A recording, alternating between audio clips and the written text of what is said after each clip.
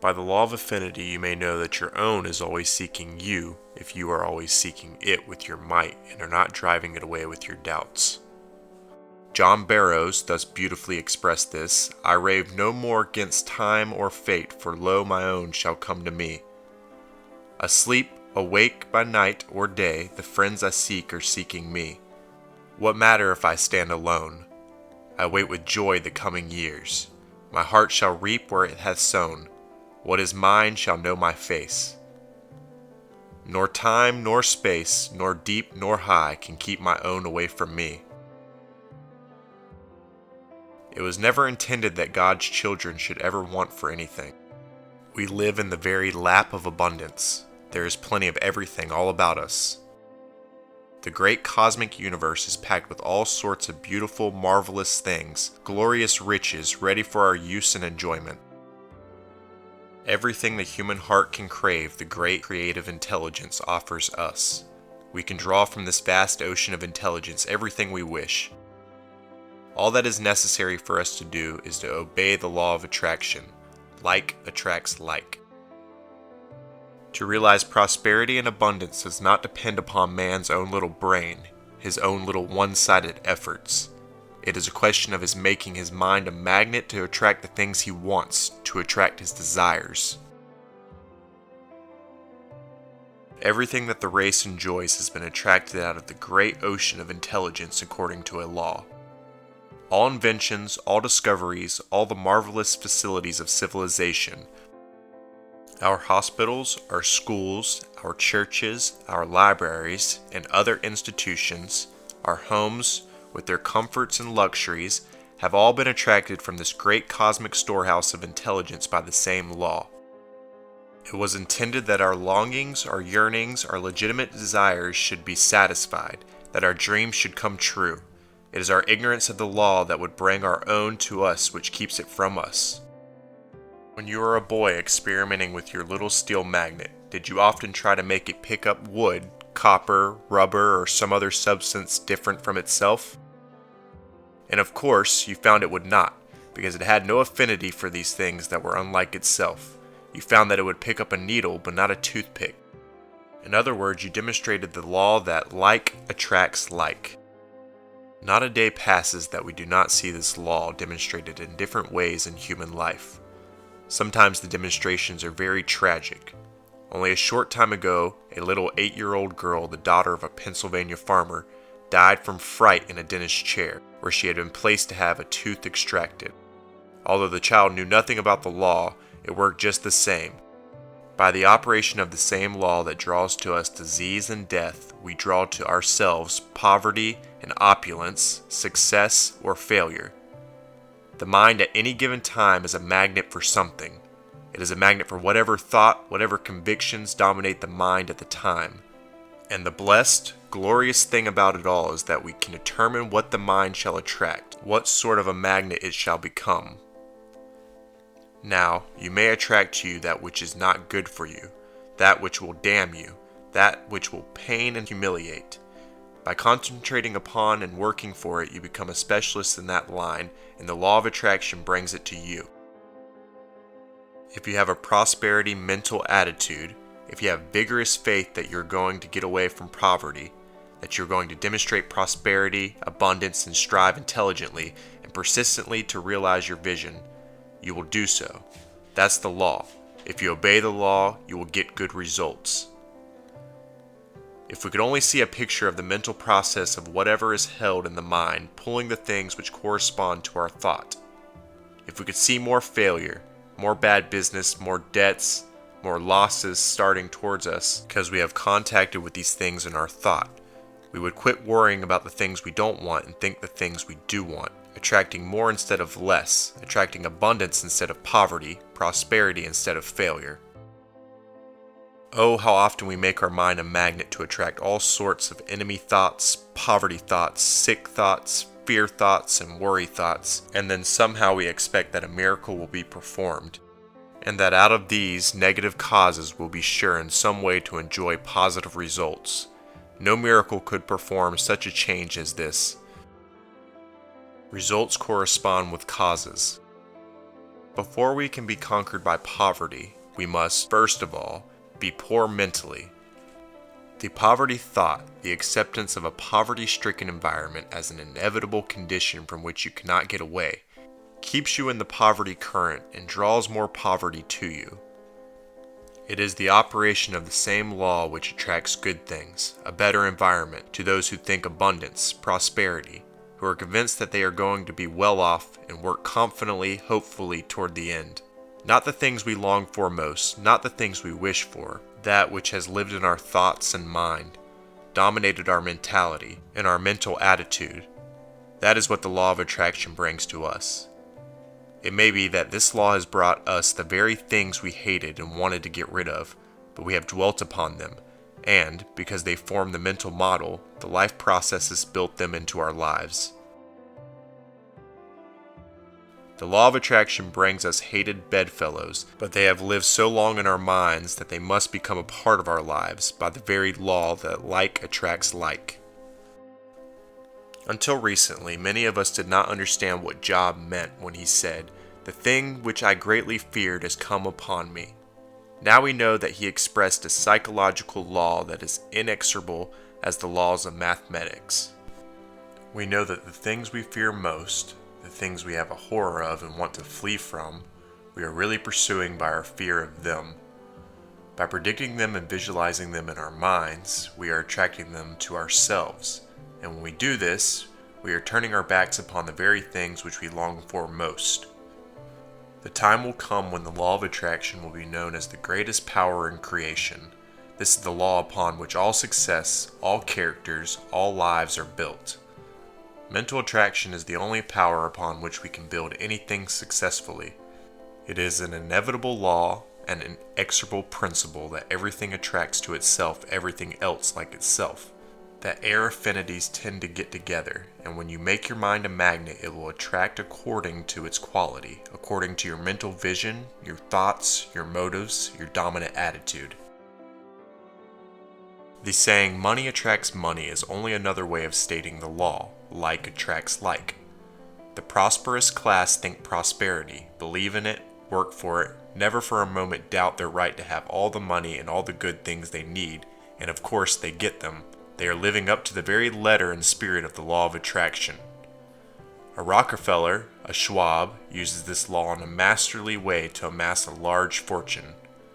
The newsboy uses the same law in selling his newspapers, running a newsstand and climbing gradually to the morality of his city or town. We all use this law of attraction no matter whether we know it or not. We use it every instant of our lives. Many people wonder that bad men, wicked men, vicious men are successful in business, at money making and amassing a fortune, while the good men, the upright man, doesn't seem to be able to make any headway. They haven't the knack of accumulation in the way of making money. Good things do not seem to come to them. If they make an investment, they almost always lose. They buy in the wrong market or sell in the wrong market. Now, a man's morals do not have anything specially to do with his money-making faculties, except that honesty is always and everywhere the best business policy. It is just a question of obeying the law of accumulation, the law that like attracts like. A very bad man may obey the law of accumulation, the law of attraction, and accumulate a vast fortune. If he is honest, his other defects and immoralities, his viciousness, will not hinder the working of the law. The law is unmoral. It is neither moral nor immoral. Multitudes of people are attracting the wrong things because they do not know the law.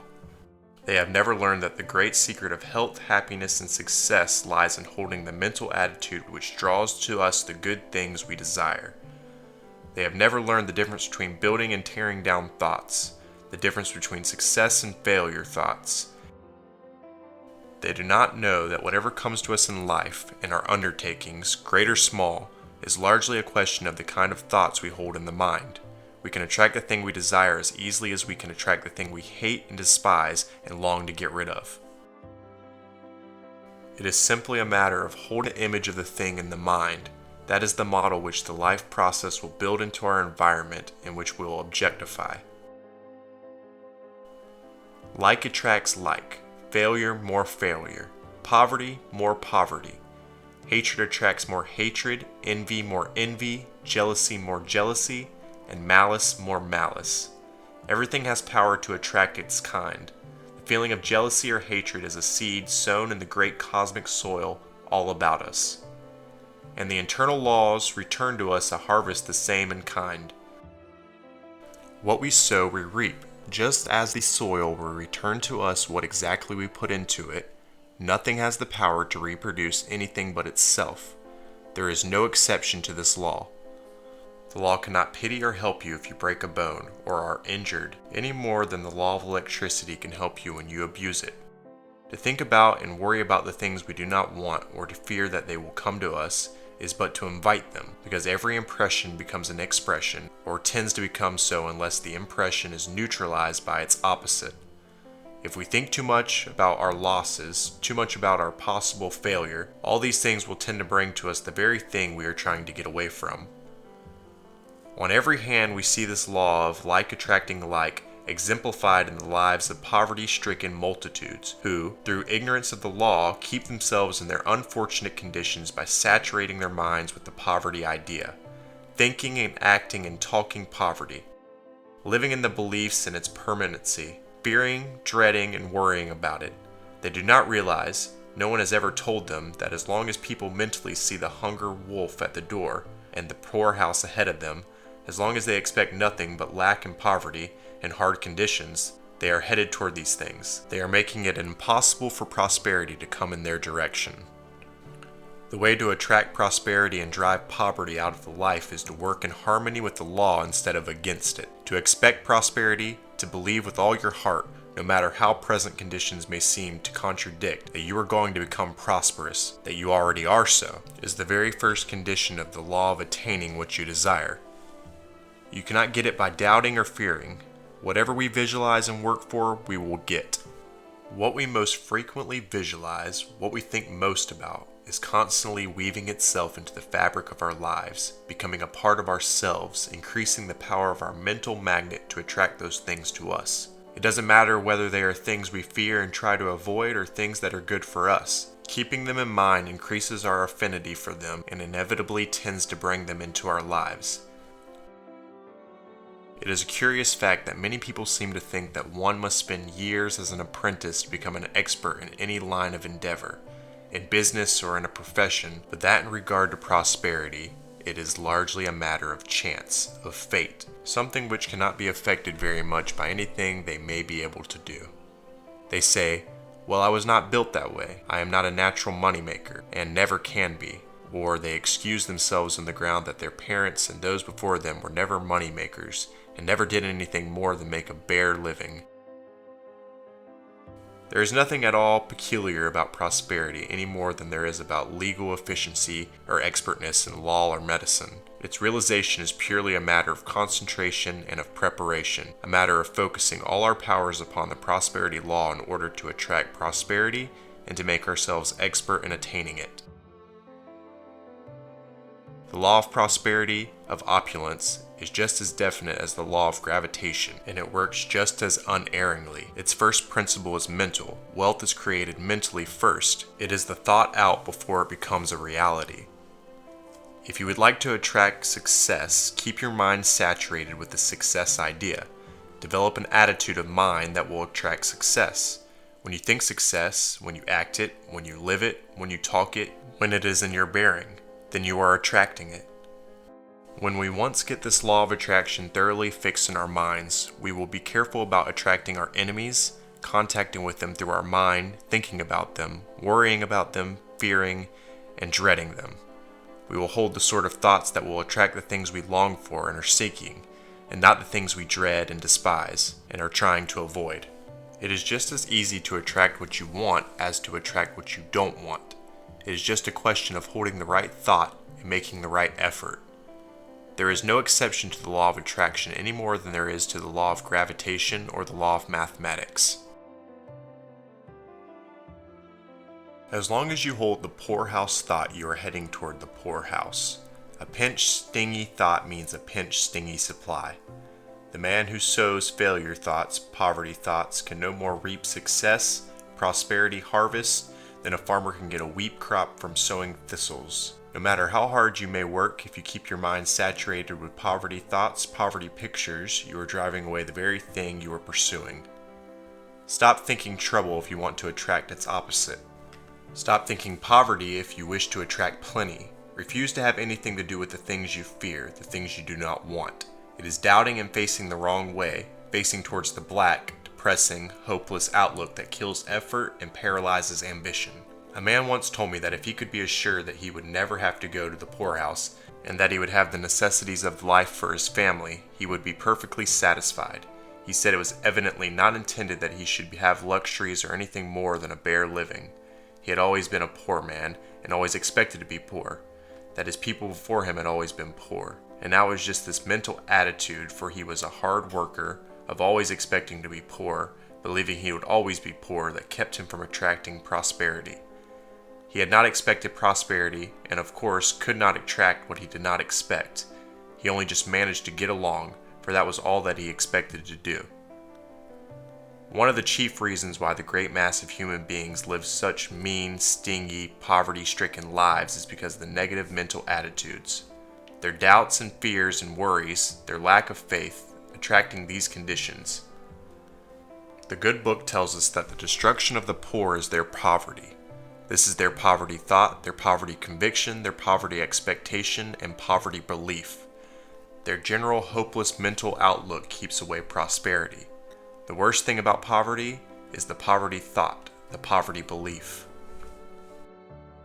Multitudes of people never expect to be comfortable, to say nothing of having the luxuries and refinement of life. They expect poverty, and they do not understand that this very expectancy increases the power of their mental magnet to attract want and limitation, even though they are trying to get away from it. Poverty begins in the mind. The majority of poor people remain poor because they are mental paupers to begin with. They don't believe they are ever going to be prosperous. Fate, conditions are against them. They were born poor and they expect always to be poor. That is their unvarying trend of thought, their fixed conviction. Go among the very poor in the slums and you'll find them always talking poverty, bewailing their fate, their hard luck, the cruelty and injustice of society. They will tell you how they are ground down by the upper classes, kept down by their greedy employers, or by any unjust order of things which they can't change. They think of themselves as victims instead of victors, as conquered instead of conquerors. The great trouble with most people who fail to realize their ambition is that they face life the wrong way. They do not understand the tremendous potency of the influence of the habitual mental attitude in shaping the career and actually creating conditions. It is really pitiful to see people making slaves of themselves trying to get ahead, but all the time sidetracking the good things which would come their way if they did not head them off by their conviction that there is nothing much in the world for them anyway. Nothing more than a bare living at the best. They are actually driving away the very things which might flow to them in abundance if they held the right mental attitude. In every walk of life we see men and women driving away the things they want. Most people think the things they do not want. They go through life trying to build happy, prosperous, healthful lives out of negative, destructive thinking, always neutralizing the results of their hard work. They indulge in worries and fears and envies, in thoughts of hatred and revenge, and carry habitually a mental attitude, which means destruction to health, growth, and creative possibility. Their lives are pitched to a minor key. There is always a downward tendency in their thought and conversation. 9/10 of the people in the world who complain of being poor and failures are headed in the wrong direction, headed right away from the condition or thing they long for. What they need is to be turned about so that they will face their goal instead of turning their backs on it by their destructive thinking and going in the other direction. The Morgans, the Wanamaker's, the Marshallfields, the Schwabs think prosperity, and they get it. They don't anticipate poverty, they don't anticipate failure. They know they are going to be prosperous and successful because they have eliminated all doubt from their minds. Doubt is the factor which kills success, just as the fear of failure kills prosperity. Everything is mental first, whether failure or success. Everything passes through our consciousness before it is a reality. Multitudes of people who work hard and try hard in every way to get on would be shocked if they could see a mental picture of themselves headed toward the poorhouse, in fact, as they actually are in thought. They do not know that by inexorable law they must head toward their mental attitude, that when they continually think and talk poverty and suggest it by their slovenly dress, their personal appearance, and by their environment, when they predict that there is nothing for them but poverty, that they will always be poor, no matter how hard they may work. They do not know that their doubts and fears and poverty-stricken convictions are making prosperity impossible for them. They do not know that as long as they hold such thoughts, they cannot possibly head toward the goal of prosperity. The sum total of our life is that upon which we have concentrated. If poverty or opulence, if success or failure, if prosperity or want has occupied our minds, if we have focused our attention upon one of these, that is just what we shall see incorporated in our life. What you have, my friend, what you have surrounded yourself with, is a reproduction of your thought, your faith, your belief, and your efforts. It is what you have been conscious of. Our thoughts, our faith, our beliefs, our efforts all materialize and are objectified by us. Our words become flesh and live with us. Our thoughts, our emotion become flesh and live with us. They become our environment and surround us. There is only one way to get away from poverty, and that is to turn our back upon it. Begin right away by putting the poverty thought, the poverty fear out of your mind. Assume as far as possible a prosperous appearance. Think the way you want to go.